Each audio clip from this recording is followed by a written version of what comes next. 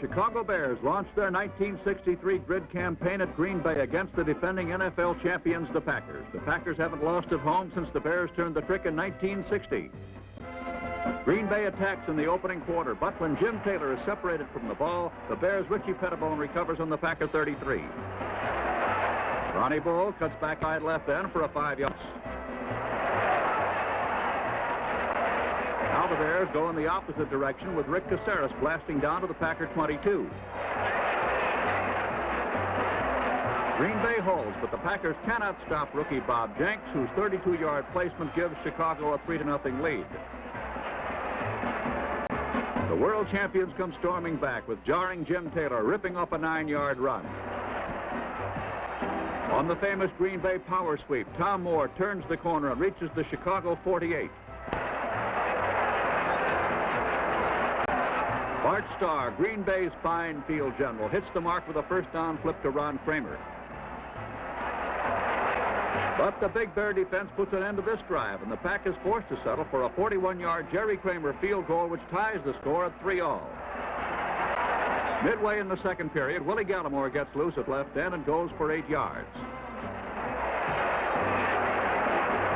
A short flip from Billy Wade to Mike Ditka is good for a first down at the Green Bay 40.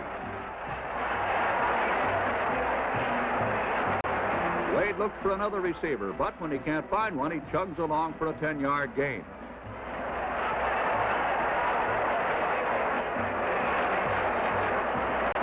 Again, it's Billy Wade back to throw, and again he alters the script. Billy makes tracks to the Packers 26.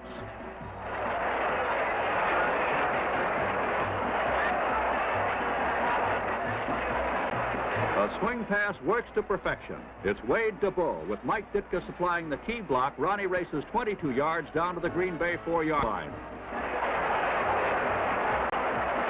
Actions on the snap. Green Bay's Henry Jordan recovers as the Packers preserve their 3-3 standoff.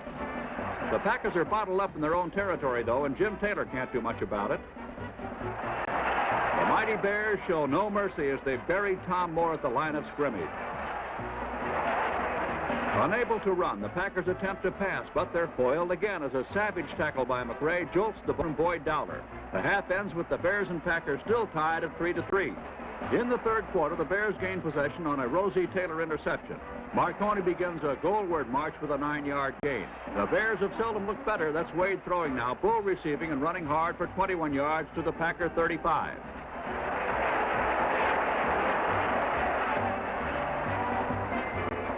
Wade's passes may be short, but they're gaining long yardage. Marconi takes the screener, and Willie Wood brings him to a screeching halt at the Green Bay 18. Today, Billy Wade is riddling the fabled Packer pass defense. Wade whistles the ball to tall John Farrington, and it's goal to go Chicago. Joe Marconi spins away from a roadblock line of scrimmage, and he's in for the touchdown that gives the Bears the lead 10-3. Green Bay attempts to rally, but Bart Starr is blitzed off his feet by red-dogging Larry Morris. Starr manages to get this pass away, but the results are disastrous. Dave Witzel comes in with a diving interception, and the Bears take possession again. Later, the Packers are on the prowl again, with Bart Starr throwing to Ron Kramer for a first down at the Green Bay 35.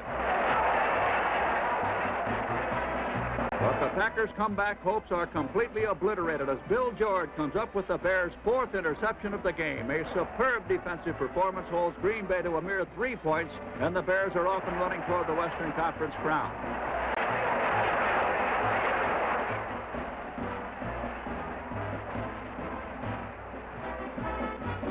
Game number 2 in the grueling 14-week NFL grind finds the Bears invading Minnesota's Metropolitan Stadium to tackle the improved Vikings of Norm Van Brocklin.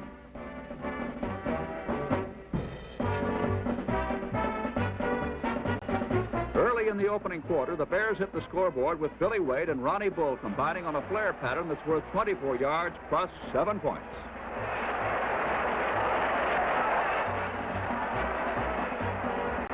The Vikings tie it at 7-all, but the Bears come on with a rush that finds Wade throwing to Mike Ditka for a 36-yard touchdown to highlight a convincing 28-7 conquest by Chicago.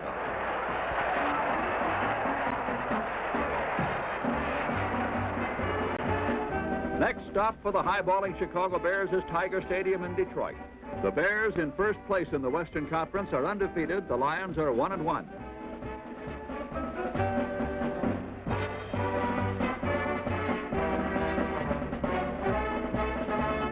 The Bears score on their first series of plays. Wade spears Angie Koya with a payoff pass, and Chicago leads by 7 points. Early in the second quarter, flanker back Johnny Morris beats All-Pro defender Night Train Lane for another Chicago tally, and the Bears are on top 14-0.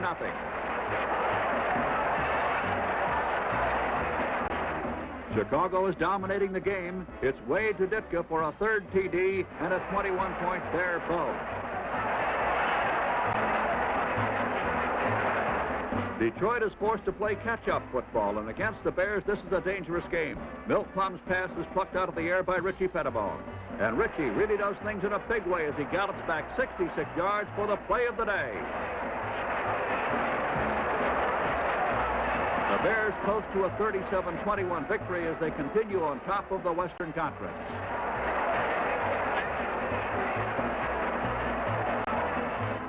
The league leaders open at home before a standing room crowd of some 49,000, and for the first time this season, they find themselves trailing as Jim Martin's field goal gives the Colts a 3-0 lead. The Bears are still down in the fourth quarter as Rudy Bukic passes complete to Ronnie Bull. Bull falls in behind Mike Ditka, who demolishes Bobby Boyd. And this sparkling 44-yard play puts the Bears in front 7-3.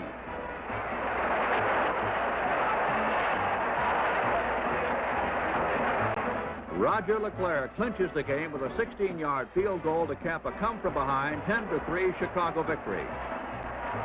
Now the unbeaten Bears go west to Los Angeles in quest of their fifth consecutive victory.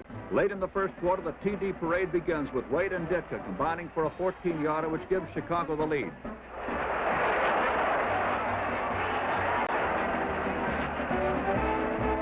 In the second period, Zeke Bratkowski's pass intended for Red Phillips is swiped by Benny McRae, and McRae goes all the way 35 yards for a touchdown on a 14-0 Chicago margin.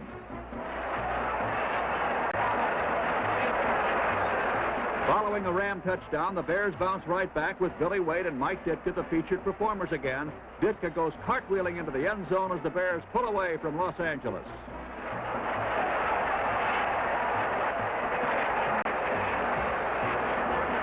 And in the fourth period, it's Bukic to Ditka, who tacks up his fourth touchdown of the day as the Bears pile on the points. To close the scoring, Bukic hits Bo Farrington for the final touchdown. It's their finest offensive showing of the season. The Bears bury the Rams 52-14.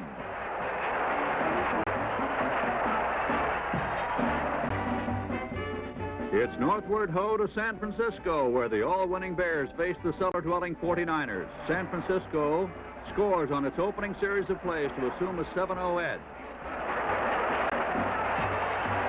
The 49ers add 3 more points on a Tommy Davis field goal, and with a 10-0 lead, there's an upset in the making.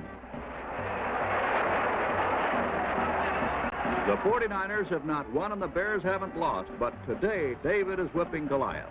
Lamar McCann connects with Gary Knapp-Felk, and the stunned Bears are down by 17 points.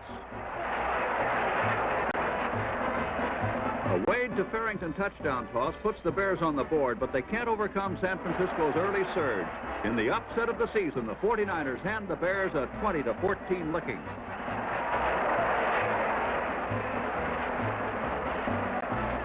Their perfect slate ruined, the Bears return to Wrigley Field to face their first interconference foe of the season, the Philadelphia Eagles.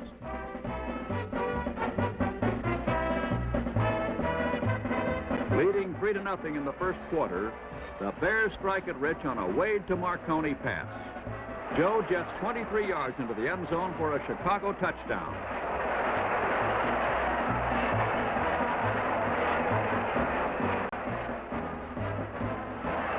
It's 10-7 in the third period, but Willie Gallimore changes that with a 7-yard bolt into the end zone.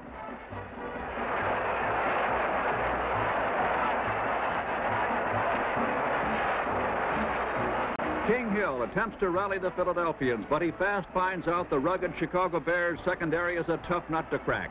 Dave Witzel intercepts to shoot down the Birds.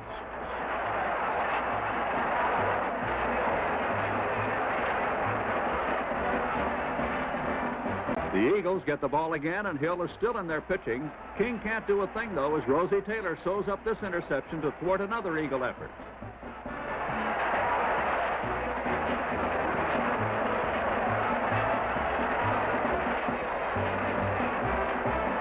Hill tries again, but King gets knocked off his throne again when J.C. Caroline makes Chicago's third interception of the fourth quarter. Sterling defensive play leads the Bears to a 16-7 win over Philadelphia.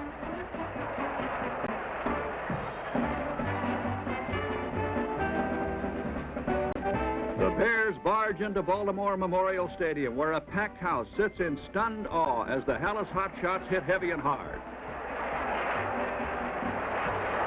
Wade flips to Marconi, who falls in behind Bull, Farrington, and Ditka. And before Baltimore can recover, Marconi jolts the Colts on a 63-yard gainer.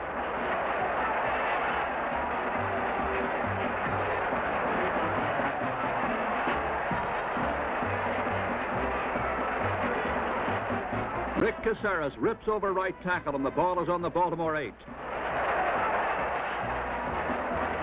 Wade wedges his way into the end zone as Chicago leaps in front 7-0.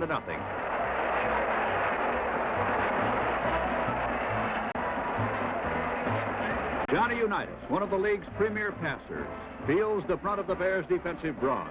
Joe Fortunato intercepts to pave the path for more points.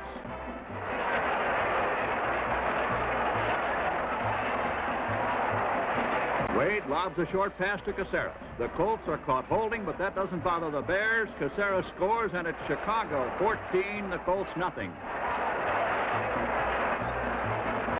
Roger LeClaire adds insurance points as the Bears down the Colts 17-7 to set the stage for their first place showdown with the Packers. Green Bay comes to Wrigley Field for its monumental meeting with the monsters of the Midway. First place is at stake, and this is 1963's top Western Conference attraction. Opposing coaches George Hallis on the left and Vince Lombardi exchange greetings as their two great teams meet before an overflow crowd of some 49,000. Papa Bear George Hallis pins his offensive hopes on the capable shoulders of quarterback Billy Wade. The Iron Man, Mike Ditka, is Wade's favorite receiver. When Billy has to pull the string on a long one, look for speedy Johnny Morris to be on the receiving end.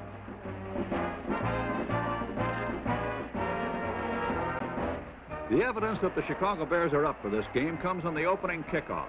The Packers receive, and Herb Adderley takes Bob Jenks' kick. J.C. Caroline sprints downfield and upends Adderley with a terrific tackle. Caroline's defensive gem put the Packers in the hole early in the game. When the Bears go on offense, Wade calls on Joe Marconi, and the bruising fullback pounds for 9 yards. The Packer defense feels the sting of Willie Gallimore, who finds a hole inside left end and makes it to the Bear 45. Adjusting his offense to combat the defense, Billy Wade goes to the air. Mike Ditka has it, and it's a 16-yard gain. The call goes to Roger LeClaire, and his 29-yard field goal attempt is perfect. The Bears take a 3-0 lead after 5 minutes. Later in the first period, the Bears mount another offensive. That's Joe Marconi bursting up the middle for 7. Chicago is demonstrating perfect ball control. Willie Gallimore skips to a first down on the Packer 34. Now with 4th and 14, the Bears summon Roger LeClaire, and Roger is true with a mighty 46-yarder. It's Chicago 6, Green Bay nothing.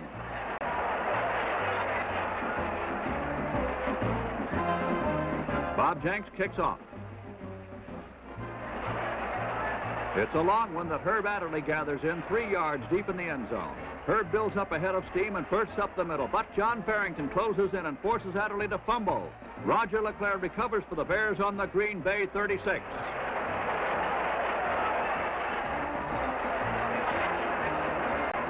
The first play loses 5 yards, but Wade more than makes up for it on the next. Billy pegs to Angelo Coya for a 14-yard profit.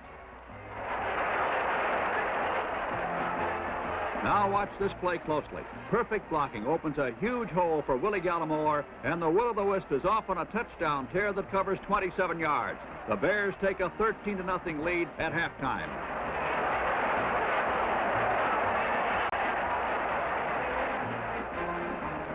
Third quarter highlights find the Bears pacing the Packers once again. Joe Marconi goes wide right for 7. Billy Wade calls for a screen pass.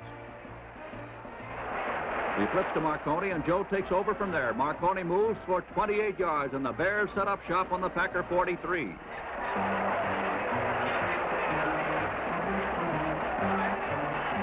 Ronnie Bull gets the handoff and follows the Bears guards around the left side, cuts just right, and picks up a first down. Wade to Bull again. This time Ronnie tries the right side and adds 8 more yards.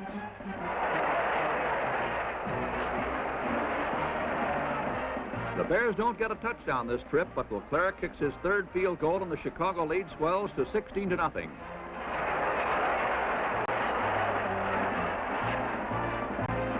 In the final period, the Packers try to move the ball on the arm of Zeke Bratkowski, but Dave Witzel gets into the act with a sparkling interception on the Bear 35.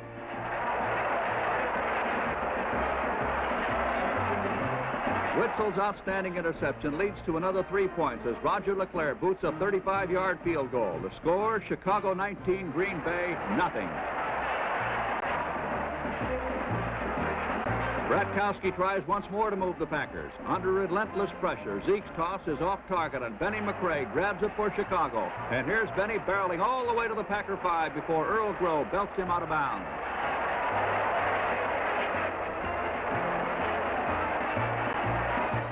Billy Wade rolls out right, fakes a pass, and ducks into the end zone. In the closing minutes, Green Bay gets on the board with a touchdown, but it's not enough to overcome a superlative performance. Aided by 3 fumble recoveries and 5 interceptions, the Bears humble the Packers 26-7 to take first place in the West. Undisputed leaders of their conference, the Bears travel to Pittsburgh to tackle the Steelers. The Bears dispel any fear of a letdown as Billy Wade shocks the Steelers with a long pass in the opening period. John Farrington tucks it in, and this 54-yard play terminates on the Pittsburgh 1-yard line.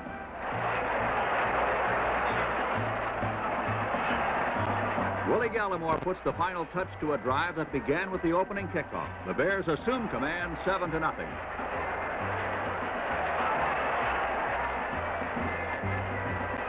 The Steelers tie it up, but the Bears come back with a roar. Wade pinpoints Ditka, and Chicago is 1 yard away from a score. Ronnie Bull goes in, and the Bears are on top 14-7.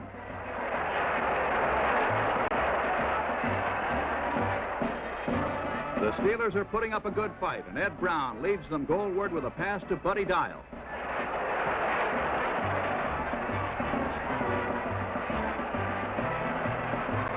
Looking for more time to get off his tosses, Brown throws from a spread formation. Roy Curry, rookie halfback from Jackson State, is waiting to accept the pass and races to a 31-yard touchdown. As the half ends, the score is all tied up 14 apiece.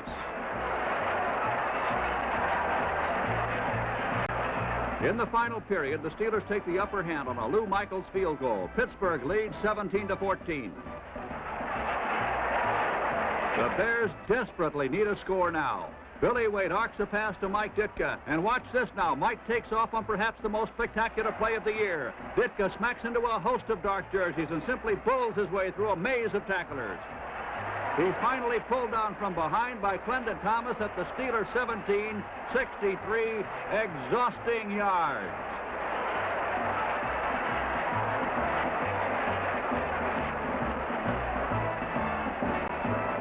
The fate of Chicago now rests with Roger LeClaire. He comes through with a 17-yard field goal, and the Bears salvage a 17-17 tie against Pittsburgh. Every team is loaded for Bears, and the Minnesota Vikings are the latest to try to trap the Western Conference leaders. In the second quarter, Viking rookie Ron Vanderkellen spots Gordy Smith, and the play is worth 30 yards.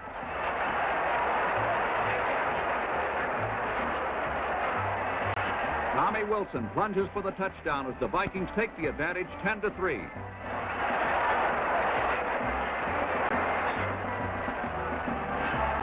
We're still in the second period. The Bear offense bogs down, and Bobby Joe Green punts out of danger. Minnesota's all-pro halfback Tommy Mason finds some daylight and sprints for 23 yards to the Viking 47.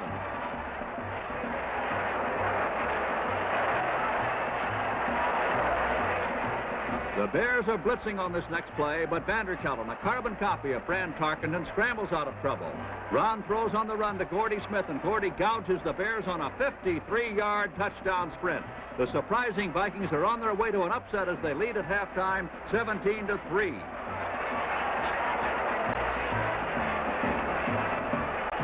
The Bears offense finally ignites in the third quarter. Wade throws to Marconi, and Joe jolts the Vikings on a 29-yard play. Gallimore is turned loose, and Willie wends his way inside the Minnesota 5 as the Bears threaten to narrow that score. And Billy Wade burrows into the end zone as the Bears dig into the Viking lead. It's now 17-10. Midway in the fourth period, the Bears defense forces the break they've been looking for. Tommy Mason is separated from the ball, and Rosie Taylor recovers on the Viking 31. With Coach Hallis lending vocal support from the sidelines, Joe Marconi plows for 8. A piling on penalty cost Minnesota additional yardage. Billy Wade and Joe Marconi combine for the equalizer. It's an 8-yard touchdown pass. And for the second consecutive game, the Bears stage a tremendous rally to earn a tie. Final score, Chicago 17, Minnesota 17. The San Francisco 49ers, the only team to beat the Bears, are primed for another upset as they come to Wrigley Field. But the Bears are ready and waiting for the 49ers, and in the opening quarter, they forced Don Lisman to fumble. Ed Obradovich recovers for Chicago on the Bears 49.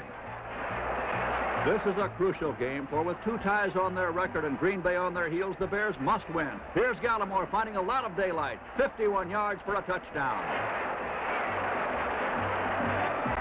The 49ers bid to get even with an air barrage, but Richie Pettibone makes his 23rd lifetime interception, and this breaks the Chicago record held by Don Kent. Wrigley Field rings with the approval of 47,000 fans as Joe Marconi booms through the 49ers for a 19-yard touchdown. San Francisco adds a touchdown, but at halftime the Bears hold sway 14-7.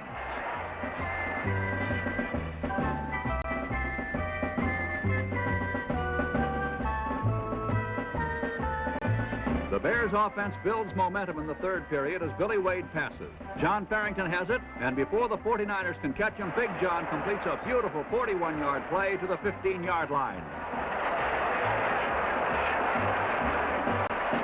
Wade, who ranks with the better running quarterbacks in the league, follows Marconi into the end zone, and the Bears have a touchdown. Chicago 21, San Francisco 7.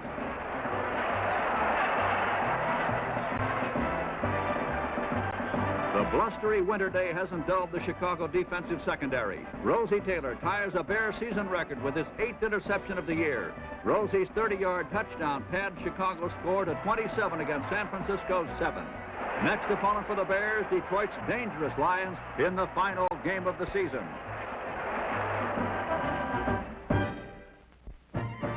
After 13 weeks of fierce competition, Wrigley Field is packed to the rafters, and rightly so, for the Bears must defeat or tie Detroit to win the NFL's Western Conference Championship. A Bear loss would give the title to the Packers. The Lions received the opening kickoff, but now they must punt. Earl Morrow booms the ball to the Chicago 22. Billy Martin takes it and eludes 4 Lions with one nifty move. Chicago blockers open the alley, and Martin makes his way down the sideline for 78 yards.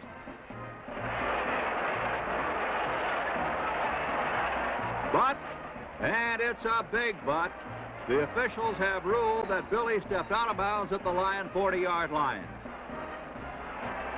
The Bears accept the decision and go right to work. Billy Wade throws down and out to Johnny Morris for 16 yards. Willie Gallimore is next to answer the call. A key block by Roger Davis brings Willie loose for big yardage. The Lions stole the drive, but there's no stopping Roger LeClaire, whose perfect placement gives the Bears a 3-0 edge. Late in the second period, the Hungry Lions hijack a Billy Wade pass. That's Larry Bargo showing his heels to the Chicagoans on a 42-yard scoring excursion. The Lions, who knocked Cleveland out of the Eastern race the previous week, lead the favored Bears 7-3 at halftime. In the third quarter, the Bears rebound, and here's a key play. Wade passes to Johnny Morris for a first down on the 38. The Lions try in vain to reach Wade, who hits Joe Marconi with a screen pass. Vicious tackling grounds Joe a yard short of a first down.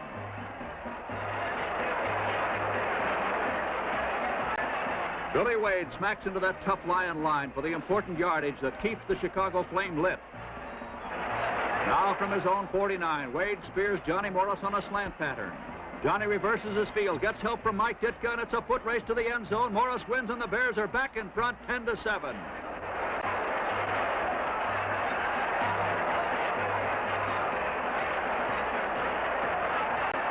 On the next series of downs, All-Pro end Doug Atkins leads an assault on Earl Morrall, which forces a fumble. Stan Jones recovers on the Detroit 37 as that superb Chicago defense continues to dominate the game.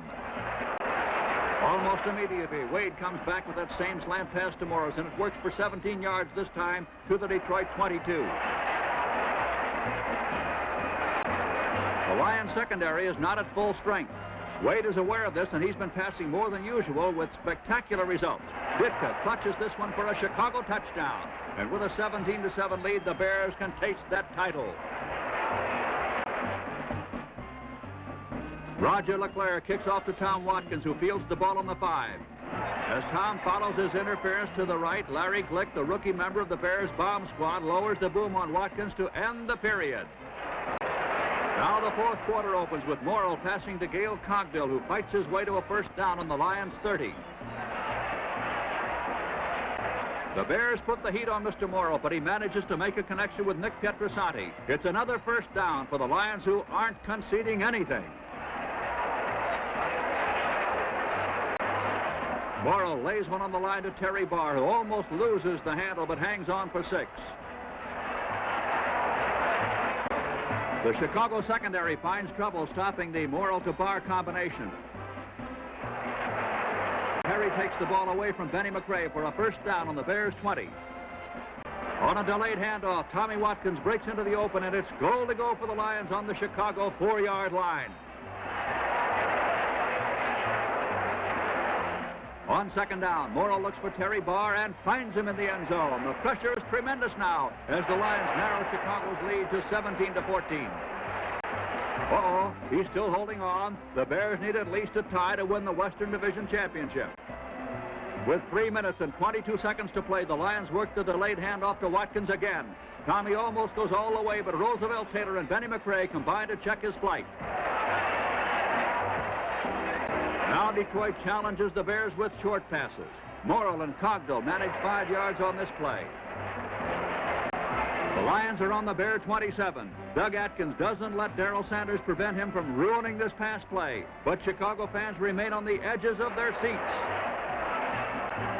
The Lions have 2 more opportunities to score a touchdown. Benny McRae slices that to 1 as he breaks up a Morrall to Barr combination.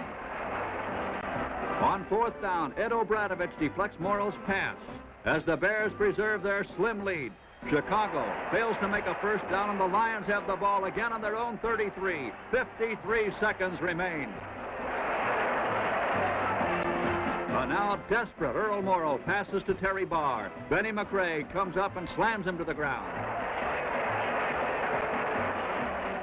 The Bears defense sets a new team record with 39 interceptions as Davey Wetzel makes this clutch interception and streaks 39 yards to make that final score 24-14 Bears. And for the first time since 1956, the Bears are the Western Conference kings. The NFL title game matches the immovable object, the Chicago Bears, against the irresistible force of the Eastern Conference champions, the New York Giants. It's the league's finest defensive team facing the top offensive team. Y.A. Tittle sparks the Giant assault in the very first quarter with a screen pass to Morrison. Joe eludes one tackler, but that's all. Benny McRae cuts him down at the Chicago 28. The Giants pry open a hole for Morrison, who explodes for 7 yards before the Bears bolt the door. Tittle uses Morrison a third straight time. Joe obliges by picking up a first down on the Bears' 16. The league's leading passer fakes to Morrison this time and throws to Frank Gifford for a touchdown. The last time these two teams met for the title was 1956 when the Giants jolted the Bears. Leading 7-0, New York is going for more. Tittle fakes to his right, aims a screen pass to King. Larry Morris makes a key interception, and here he is returning 61 yards before Dess overtakes him on the New York 6. This play was one of the many reasons Morris was voted the outstanding player of the game.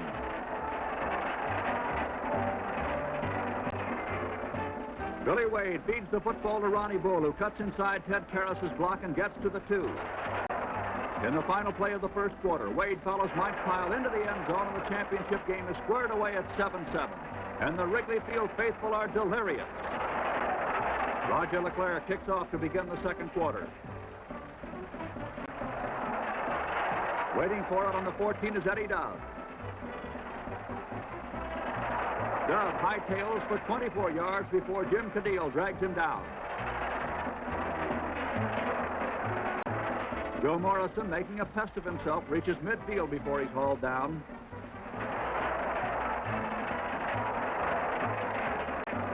Y.A. finds Aaron Thomas in the open as Richie Pettibone gambles and loses on an attempted interception. The play is worth 36 yards, putting the Giants on the Bear 14.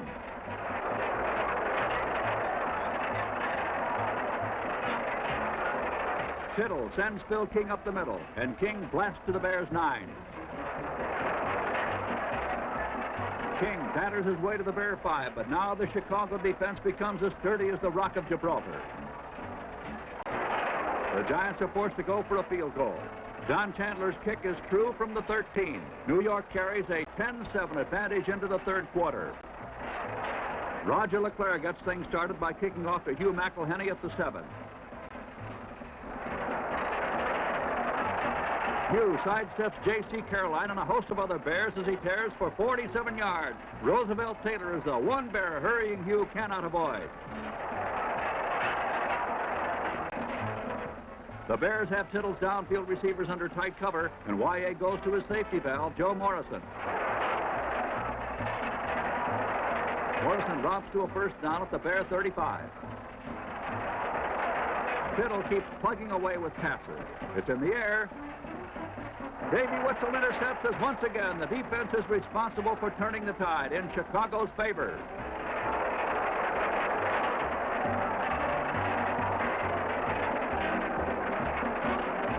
And now Billy Wade drops back from his own 26 and passes over the screen to Joe Marconi. Joe creates plenty of mayhem in the Giants secondary as he blasts through for 19 yards. Wade sticks to a winning combination with the help of Joe Marconi. They click for 34 yards now as the Bears threaten from the Giant 21. When the drive stalls, Roger LeClaire attempts a field goal from the 28, but it's a bit wide, and the Giants cling to that slim 10-7 lead. Later, Tittle attempts to connect with Joe Morrison, but Ed O'Bradovich chalks up another important interception here, and the Bears are just 14 yards away from a score. Ronnie Bull is called on to try to sweep the end. Bull manages only a yard as Erich Barnes comes up quickly to make the tackle.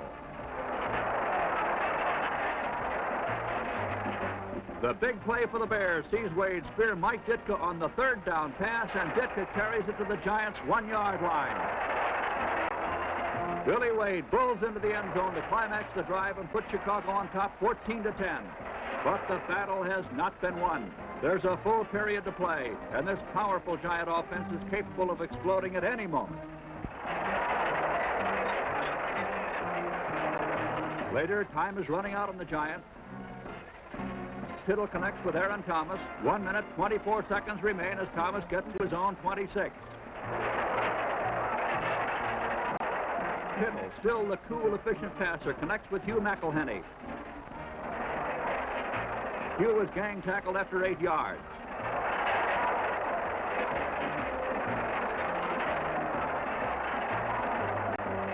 Tittle, a stickler for sticking with a play that works, hits McElhenney for a first down at the 46. The Giants are on the march. With 32 seconds left, Tittle completes his fourth pass. This one to Frank Gifford, who is stopped on the Bears' 39 by Benny McRae.